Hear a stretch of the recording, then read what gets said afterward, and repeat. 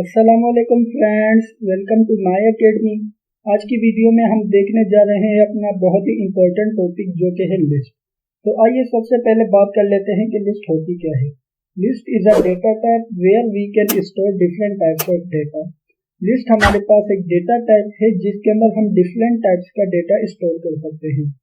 For example मेरे पास है इंटीजर, फ्लोट और स्ट्रिंग टाइप का डेटा और मैं चाहता हूँ कि उसे एक ही जगह स्टोर करूँ, तो उसके लिए मैं यूज करूंगा लिस्ट का। तो आइए अब इसका सिंटैक्स देख लेते हैं।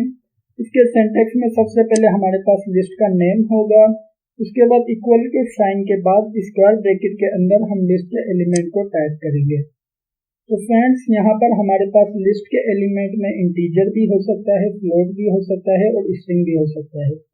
इसी तरह अगर आप जितने चाहें उतने एलिमेंट्स को स्टोर कर सकते हैं लिस्ट के अंदर। तो आइए अब बात कर लेते हैं लिस्ट की इंडेक्सिंग की। फॉर एग्जाम्पल हमारे पास यहाँ पर एक लिस्ट है डेटा के नाम से, उसके अंदर हमारे पास स्टोर है 10 जो कि है इंटीजर और इसी तरीके से 5.6 जो कि है फ्लोट और एक है माय अकेडमी स्ट्रिंग जो कि है स्ट्रिंग। तो हमें मालूम है कि इसके जो लिस्ट के एलिमेंट है उसकी कोई ना कोई पोजीशन होगी, तो हम इसकी पोजीशन को कहते हैं इंडेक्स नंबर। तो हमारे पास जो फर्स्ट एलिमेंट है लिस्ट का उसका इंडेक्स नंबर होगा 0। इसी तरीके से जो सेकंड एलिमेंट है लिस्ट का उसका इंडेक्स नंबर होगा 1 और इसी तरीके से जो थर्ड एलिमेंट है उसका इंडेक्स नंबर होगा 2। तो हमारे पास जो लिस्ट के जो इंडेक्स नंबर हैं वो हमेशा 0 से स्टार्ट होते हैं और जितने भी लिस्ट के एलिमेंट है वहां तक चलते हैं और हम लिस्ट के इंडेक्स नंबर के थ्रू ही हम इसके एलिमेंट को एक्सेस करेंगे। वो हम देखेंगे अपनी पाइथन आईडीएल में कि हम किस तरीके से एक्सेस करेंगे। तो आइए अब एक और कॉन्सेप्ट कर लेते हैं नेगेटिव इंडेक्सिंग का। तो फॉर एग्जांपल हमारे पास सेम लिस्ट है डेटा के नाम से, उसके अंदर सेम एलिमेंट स्टोर है। अब हम चाहते हैं कि इसे हम नेगेटिव इंडेक्सिंग के थ्रू देखें। तो उसके नेगेटिव इंडेक्सिंग में हमारे पास जो लास्ट एलिमेंट होगा उसके अंदर स्टोर होगा -1 और इसी तरीके से जो सेकंड लास्ट होगा उसके अंदर होगा -2 और इसी तरीके से हमारे पास नेक्स्ट एलिमेंट होगा उसमें होगा -3। जो हमारे पास नेगेटिव इंडेक्सिंग है वो हमेशा -1 से स्टार्ट होती है और रिवर्स ऑर्डर में स्टार्ट होती है, जबकि हमारे पास इंडेक्सिंग है वो हमारे पास 0 से स्टार्ट होती है। ये छोटा सा डिफरेंस है इसके अंदर। तो फ्रेंड्स, हमने यहाँ तक अपना कॉन्सेप्चुअल पार्ट को कंप्लीट कर लिया है।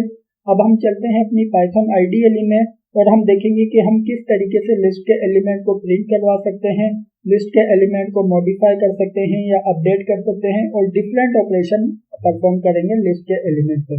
तो आइए फ्रेंड्स चलते हैं अपनी पाइथन आईडीएल में। तो फ्रेंड्स, हम आ गए हैं अपनी पाइथन आईडीएल में।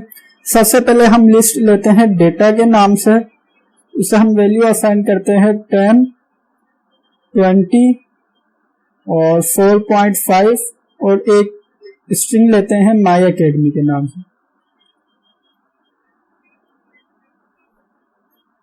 अब इसे हमें प्रिंट करवाना है तो हम सिंपली प्रिंट के फंक्शन के थ्रू इसे प्रिंट करवाएंगे। प्रिंट के फंक्शन में जो हमारा लिस्ट का नेम होगा हम वो टाइप करेंगे। हमारी लिस्ट का नेम है डेटा। इसे सेव करके रन करेंगे तो आप देखेंगे कि आपके पास कुछ इस तरीके से लिस्ट प्रिंट होगी। तो हम चाहते हैं कि लिस्ट का एक एक एलिमेंट प्रिंट हो, उसके लिए हम कुछ इस तरीके से प्रिंट करेंगे। सबसे पहले हम टाइप करेंगे प्रिंट, उसके बाद हम टाइप करेंगे लिस्ट का नेम जो कि है डेटा। उसके बाद हम लिस्ट के एलिमेंट को उसके इंडेक्स नंबर के थ्रू प्रिंट कराएंगे। हमें मालूम है कि जो फर्स्ट एलिमेंट है लिस्ट का उसका इंडेक्स नंबर है 0, तो हमने यहाँ पर टाइप किया है 0। इसे सेव करके रन करते हैं तो आप देखेंगे कि आपके पास यहाँ पर प्रिंट हो रहा है लिस्ट का फर्स्ट एलिमेंट जो कि है 10। इसी तरीके से हम इसके तमाम एलिमेंट को प्रिंट करवा सकते हैं। इसे कॉपी करके पेस्ट करते हैं। अब यहाँ पर हम प्रिंट करवाएंगे इंडेक्स नंबर 1 की वैल्यू।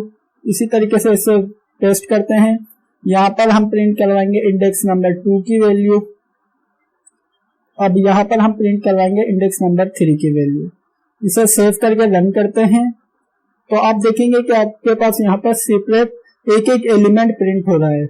तो हमने बात की थी स्लाइड्स में कि हम इसे इंडेक्स नंबर के थ्रू प्रिंट करवाएंगे या इंडेक्स नंबर के थ्रू इसका एक एक एलिमेंट को टारगेट करेंगे। तो आप देख सकते हैं कि हमने यहाँ पर इंडेक्स नंबर के थ्रू इसे टारगेट किया है और इसे प्रिंट करवाया है। अब फ्रेंड्स बात कर लेते हैं नेगेटिव इंडेक्सिंग की। हमें मालूम है कि नेगेटिव इंडेक्सिंग हमेशा लिस्ट के एंड से स्टार्ट होती है। नेगेटिव इंडेक्सिंग हमारे पास -1 से स्टार्ट होती है। तो हम यहाँ पर प्रिंट करवाते हैं, लिस्ट का नेम है डेटा। उसके बाद नेगेटिव इंडेक्सिंग के थ्रू प्रिंट करवाएंगे, हम प्रिंट करवाएंगे -1। इसे सेव करके रन करेंगे तो आप देखेंगे कि आपके पास यहाँ पर प्रिंट हो रहा है माय अकेडमी। क्यों? क्योंकि हमारे पास जो नेगेटिव इंडेक्सिंग होती है वो हमेशा लिस्ट के एंड से स्टार्ट होती है, तो इस वजह से यहाँ पर हमारे पास प्रिंट हो रहा है -1। और इसी तरीके से हम यहाँ पर नेगेटिव इंडेक्सिंग के थ्रू प्रिंट करवाएंगे -2। हम एक और प्रिंट करवाते हैं -3 और हम एक और प्रिंट करवाते हैं -4। इसे सेव करके रन करते हैं तो आप देखेंगे कि आपके पास यहाँ पर लिस्ट का हर एलिमेंट प्रिंट हो रहा है। इसे हमने प्रिंट करवाया है नेगेटिव इंडेक्सिंग के थ्रू। तो हमें मालूम है कि लिस्ट का जो लास्ट एलिमेंट होता है वो होता है -1, उसके बाद वाला एलिमेंट होगा -2, उसके बाद वाला -3 और उसके बाद वाला -4। तो फ्रेंड्स ये था हमारा नेगेटिव इंडेक्सिंग। अब हम बात कर लेते हैं कि हम लिस्ट के एलिमेंट को अपडेट कैसे कर सकते हैं।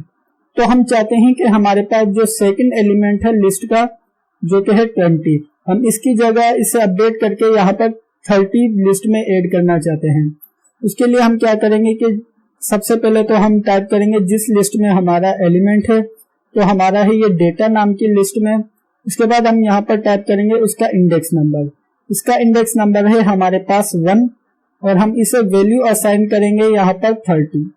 और अब हम यहाँ पर लिस्ट को प्रिंट करवाएंगे और चेक करेंगे कि क्या ये वैल्यू अपडेट हो रही है।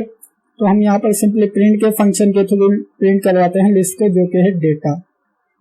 इसे सेव करके रन करते हैं तो आप देखेंगे कि आपके पास यहाँ पर लिस्ट की वैल्यू अपडेट हो रही है।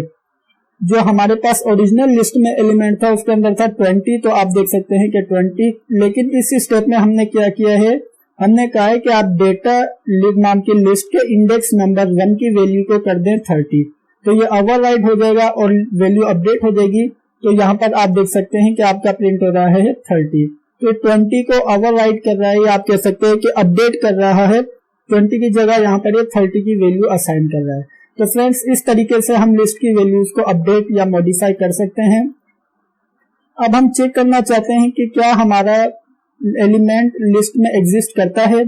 उसके लिए हम इसकी कंडीशन लगाएंगे और हम चेक करना चाहते हैं कि क्या 4.5 इन लिस्ट जो हमारी लिस्ट का नेम है हमारे पास है डेटा, अगर ये एग्जिस्ट करता है तो प्रिंट करे यस, अगर ये एग्जिस्ट नहीं करता तो ये एल्स के पास आएगा और प्रिंट करेगा नो। तो आइए इसे सेव करके रन करते हैं तो आप देख रहे हैं कि आपके पास यहाँ पर प्रिंट कर रहा है यस। इसी तरीके से हम चेक करना चाहते हैं कि हमारे पास 25 लिस्ट में एग्जिस्ट करता है। इसे सेव करके रन करते हैं तो आप देख सकते हैं कि आपके पास मैसेज डिस्प्ले हो रहा है नो। क्यों? क्योंकि आप इस लिस्ट में चेक कर सकते हैं कि हमारे पास 25 कोई भी वैल्यू नहीं है, तो इसी वजह से ये कह रहा है नो। तो फ्रेंड्स ये थी हमारी आज की वीडियो। यहाँ इस वीडियो में हमने लिस्ट का बेसिक कॉन्सेप्ट क्लियर कर लिया है।